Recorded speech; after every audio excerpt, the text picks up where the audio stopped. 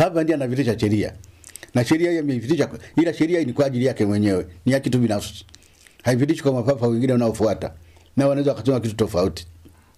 Yeye ameamua kuzikwa katika Maria Maggiore.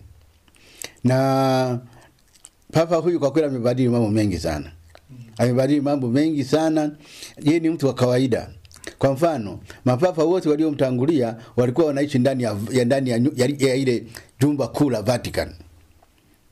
Naye alikuwa anaishi ndani ya Vatican, lakini kuna jumba kubwa, ukiona Vatican yao hivi unaliona pale mbele pale. Ndivyo alikuwa anaishi, ndio kuna maofisi yake na nyumba kubwa kabisa ya kifalme ile. Alafu walijenga papa, nadhani alikuwa ni Papa Paulo wa 6, alijenga nyumba nyingine, tunaita nyumba ya Mtakatifu Monica, ambayo kwa kawaida makainao wanapokuwa wanachagua ndio wanaishi pale. Yeye mara baada ya kuchaguliwa akaingia kwenye basi, akasema mimi nakwenda kuishi kule. Akahama katika kule na kwenda kikazi. Kule katika manyumba kubwa. Akahama akaenda naishi katika nyumba ya Mtakatifu Monica ile. Na ni kama hostel.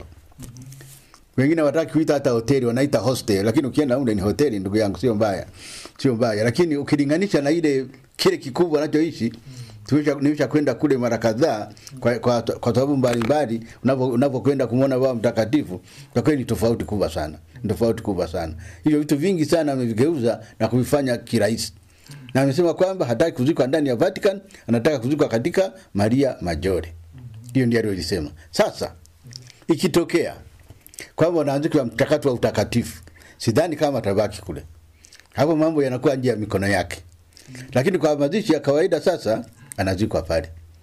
Kwa sababu kwa kawaida hata na Papa Yohana Paulo wa pili, hata Yohana Paulo wa 23 walipofanya mchakato wa utakatifu kadri wafikia mwishoni, waliwahamisha, waliwatoa pale walipokuwa. Hapo inakuwa kitu tofauti.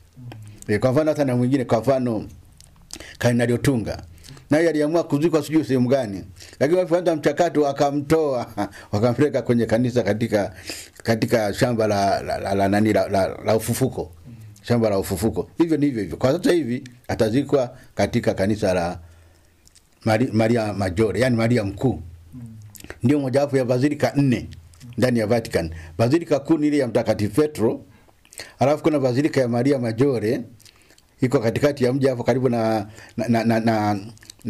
station ya reli, karibu na station ya reli pale.